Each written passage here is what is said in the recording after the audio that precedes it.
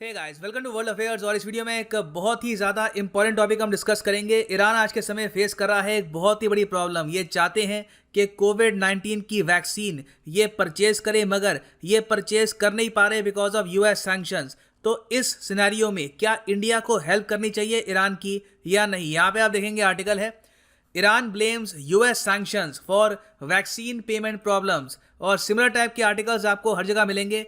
सो Iran genuinely ये problem face कर रहा है,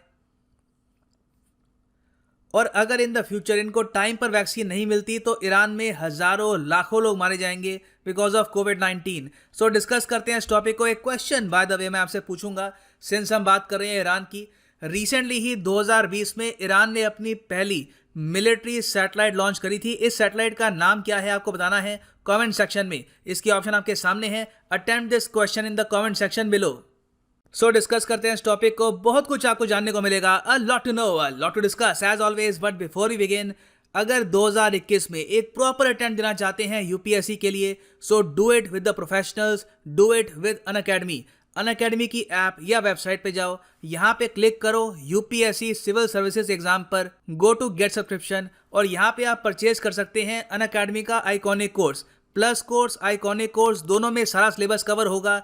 polity, geography, science and tech, India के बेस्ट एजुकेटर्स यहाँ पे आपको पढ़ाएंगे। उसके अलावा आइकॉनिक कोर्स में मिलेगा personal coach, mains question answer practice, study planner, और बहुत ही जल्द ये इन डिमांड कोर्स महंगा होने वाला है। तो मैं आपको सजेस्ट करूंगा, जब तक सस्ता है परचेज इट। और यहाँ पे जो आपको प्राइस दिख रहा है 69,500, ये पे करने की आवश्यकता नहीं है। सिंपली यहाँ पे एक कोड डालो PD10 and you will get a flat 10% off. सीधा ऑलमोस्ट 7,000 रुपीज आप सेव कर सकते हैं with a 12 months course. So यहाँ पे आप देखेंगे ये कोविड-19 केसेस का डेटा है एज ऑफ नवंबर 14, 2020। अच्छा, आज तो दिवाली है। Happy Diwali to you all, happy Diwali. और मगर दुनिया में कई जगह काफ़ी सैडनेस है, और कोविड-19 के जो नंबर्स हैं ये देख के काफ़ी बुरा लगता है। दुनिया भर में 13 लाख से ऊपर मौतें हो चुकी हैं बिकॉज ऑफ दिस पैंडेमिक। और आप अगर कंट्री वाइज देखें तो यूएसए नंबर 1 पे है। 2.5 लाख अमेरिकन मर चुके हैं इस पैंडेमिक में। इंडियंस की अगर हम बात करें तो 1,30,000 इंडियंस यहाँ पे मर चुके हैं। In terms of cases number 3 पे है ब्राज़ील। और यहाँ पे आप देखेंगे एक और देश धीरे धीरे अब टॉप 10 की तरफ बढ़ रहा है, और ये देश है ईरान। ईरान के यहाँ जो ऑफिशियल केसेस टेस्ट करके इनको पता लगे हैं, यह है करीब 7,40,000 के आसपास। और ये कह रहे हैं कि 40,500 के आसपास लोग हमारे यहाँ मरे हैं। मगर ये एक्चुअल फिगर्स हैं, ये कोई मान नहीं रहा। ईरान एक काफ़ी बड़ा देश है। आबादी है ईरान की 8 करोड़ 20 लाख, और इस आबादी में से 2.5 करोड़ लोगों को ऑलरेडी कोरोना हो चुका है। ये मैं नहीं कह रहा, ये ईरान के प्रेसिडेंट ने रिसेंटली एक अनुमान लगाते हुए कहा था। यहाँ पे आप देखेंगे आर्टिकल है, रूहानी सेज 25 मिलियन, मतलब कि 2.5 करोड़ इरानियंस इन्फेक्टेड विद कोविड-19। तो जो यहाँ पर आपको फिगर दिख रही है ये 7,40,000 वाली, ये ऑब्वियसली सच्चाई से कोसों दूर है। और सिंस इतने लोग यहाँ पे इन्फेक्ट हो चुके हैं, ऑब्वियसली ईरान में बहुत सी मौतें भी हुई हैं जिनको ऑफिशियली अभी रिकॉर्ड किया नहीं गया एज कोविड-19 डेथ्स। मगर काफ़ी संकेत मिल रहे हैं कि सिचुएशन ईरान में काफ़ी ख़राब है। जो इनकी कैपिटल है तेहरान, वहाँ पे एक ह्यूज सेमेटरी है जहाँ पे लोगों को दफनाया जाता है। वहाँ पर जो स्टाफ है वो स्ट्रगल कर रहा है। इतनी बॉडीज आ रही हैं, इतने यहाँ पे लोग आ रहे हैं दफनाने के लिए कि ये मैनेज कर नहीं पा रहे। यहाँ पे आप देखेंगे आर्टिकल है द न्यू इंडियन एक्सप्रेस का, रिसेंट आर्टिकल है 11 नवंबर का। In Iran a massive cemetery struggles to keep up with corona virus. तो पेंडेमिक का इशू अपनी जगह है। एक और यहाँ पे बड़ी प्रॉब्लम ईरान के सामने ये है कि इन द फ्यूचर ये बाकी जो आबादी है उसको कैसे बचाएंगे कोरोना वायरस से, क्योंकि ईरान को चाहिए आज के समय वैक्सीन, ताकि ये वायरस ईरान में और ज़्यादा ना फैले। अब इसमें प्रॉब्लम ये आ रही है कि यूएस के सैंक्शंस ईरान को रोक रहे हैं पेमेंट करने के लिए इस वैक्सीन की। और इसी बात को लेकर ईरान की सरकार ने रिसेंटली कमेंट करी है कि जो ग्लोबल कोवैक्स फैसिलिटी सेटअप करी गई है, जिसमें गरीब देशों को कोविड-19 वैक्सीन प्रोवाइड की जाएगी WHO और बिल गेट्स द्वारा, इस फैसिलिटी का फायदा ईरान नहीं उठा पा रहा because of sanctions. Bye the वे, यहाँ पे आप देख पाएंगे कोवैक्स फैसिलिटी क्या है। इस पर WHO की वेबसाइट पे इंफॉर्मेशन है। COVAX working for global equitable access to कोविड-19 वैक्सीन। और कोवैक्स बाय द वे आज के समय काम कर रही है GAVI के साथ।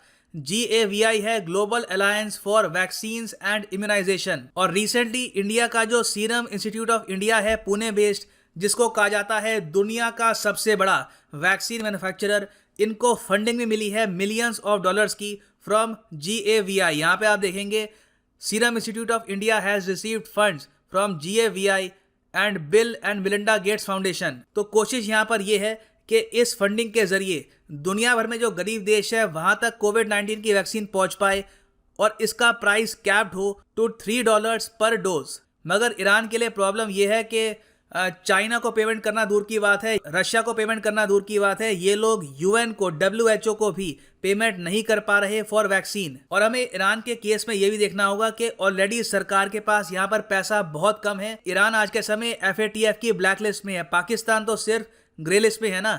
ईरान बहुत ही लंबे समय से FATF की ब्लैक लिस्ट में है, काटसा एक्ट के अंडर इन पर सैंक्शंस हैं। उसके अलावा रिसेंटली अप्रैल 2019 में US ने दुनिया भर के कंट्रीज को धमकाया ये कह के कि अगर आप ईरान से ऑयल परचेज करते हैं तो हमसे आप सैंक्शंस एक्सपेक्ट कर सकते हैं, तो USA आप पर सैंक्शंस इंपोज कर देगा। तो ये जो धमकी थी ये काफ़ी थी जापान, इंडिया और कई और कंट्रीज को रोकने से फ्रॉम बाइंग ईरानियन ऑयल। तो आप सोच कर देखिए, ईरान का घूम फिर के एक ही मेन बिजनेस था ऑयल का, ये भी US ने बंद कर रखा है काफ़ी लंबे समय से। मगर तब भी मैं ये कहूँगा कि ईरान एक रेजिलिएंट देश है, हार मानने वाला देश नहीं है।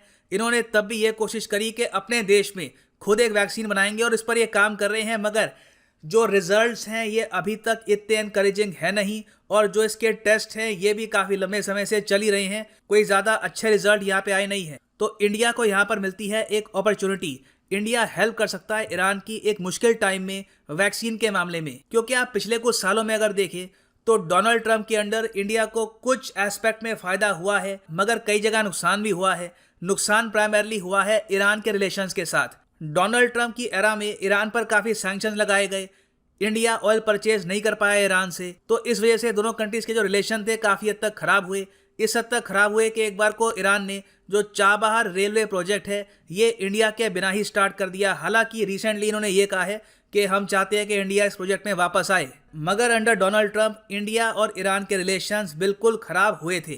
तो जो ये कोविड-19 पेंडेमिक है ये इंडिया को एक अपॉर्चुनिटी प्रोवाइड करता है उन खराब रिलेशंस को इम्प्रूव करने की और ईरान में जो आम नागरिक है उनकी हेल्प करने की। अब यहाँ पे आपके माइंड में एक क्वेश्चन आ सकता है कि चाइना यहाँ पे ईरान की हेल्प क्यों नहीं कर रहा। देखिए, प्रॉब्लम घूम फिर के यही आती है कि पेमेंट ईरान कैसे करेगा, ये इशू अभी भी सामने है। ईरान ने तो बिल्कुल कहा है कि हम चाहते हैं कि जॉइंट प्रोडक्शन करें कोविड-19 वैक्सीन की विद चाइना, मगर ये बात ज़्यादा आगे बढ़ नहीं पा रही because of payment issues. Same issue आ रहा है रशिया के साथ। रशिया ने कहा कि बिल्कुल हम प्रोड्यूस करेंगे कोविड-19 वैक्सीन ईरान के साथ, मगर जो स्पुतनिक V वैक्सीन है उसमें कुछ कॉस्ट तो ईरान को पे करनी होगी, वो पे कैसे करेंगे। तो यहाँ पे आता है इंडिया का रोल। ईरान की गवर्नमेंट की वेबसाइट का यहाँ पे कटआउट है, government of Islamic Republic of Iran.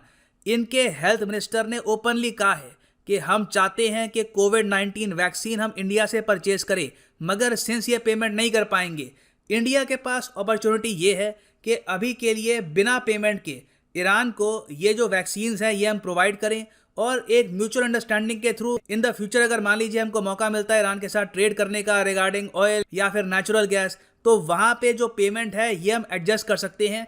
अभी के लिए जो इंडियन कंपनीज हैं, for example serum institute of India है, इन कंपनीज को पेमेंट कर सकती है भारत सरकार, और बाद में जब रिलेशंस इंडिया ईरान के और इम्प्रूव होते हैं तो ईरान वो पेमेंट इंडिया को वापस कर पाएगा। क्योंकि एक उम्मीद यहाँ पर यह भी है कि जब डोनाल्ड ट्रंप अपनी कुर्सी से हटेंगे और जो बाइडेन पावर में आएंगे तो वो बहुत ज़्यादा सॉफ्ट होंगे और वो कोशिश करेंगे कि ईरान का जो न्यूक्लियर एग्रीमेंट है ये वापस एक्शन में आए और ईरान और US के रिलेशंस भी धीरे धीरे इम्प्रूव हो। और आप अगर इस एस्पेक्ट को देखो इंडियन पर्सपेक्टिव से, तो हमारे प्रधानमंत्री ऑलरेडी कह चुके हैं जो वैक्सीन हम प्रोड्यूस करेंगे इंडिया में ये होगी फॉर ऑल ह्यूमैनिटी। तो ऑल ह्यूमैनिटी में तो ईरान भी आता है, कई कंट्रीज आते हैं। तो जैसे ही इस वैक्सीन की मास प्रोडक्शन स्टार्ट होती है we can perhaps send millions of doses to Iran as well. और देखो, इसका मतलब यहाँ पर ये नहीं है कि ईरान में अगर मान लो 8 करोड़ की आबादी है तो हम 4 करोड़ के आसपास डोज भेजेंगे। हम अगर वहाँ पे मान लीजिए 1 मिलियन डोज भी भेज देते हैं, मतलब कि 10 लाख भी भेजते हैं, तो उससे भी ईरान में लाखों लोग बच जाएंगे और ये वायरस और ज़्यादा फैलने से भी रुकेगा।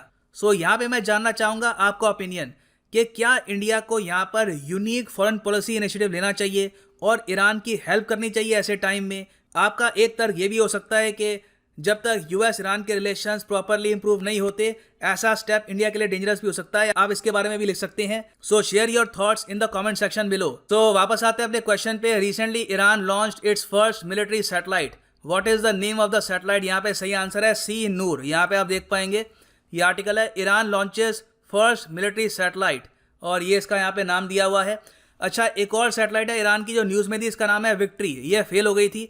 इसको इन्होंने लॉन्च करने की कोशिश करी थी फरवरी 2020 में। ये एक मिलिट्री सैटेलाइट नहीं थी, but it was a failure. तो इसके बारे में भी आपको बताना चाहिए। विक्ट्री ये लॉन्च नहीं कर पाए थे, but the satellite Noor was a success. So इसी के साथ वीडियो करते हैं खत्म। Thank you for listening and as always, God bless you all.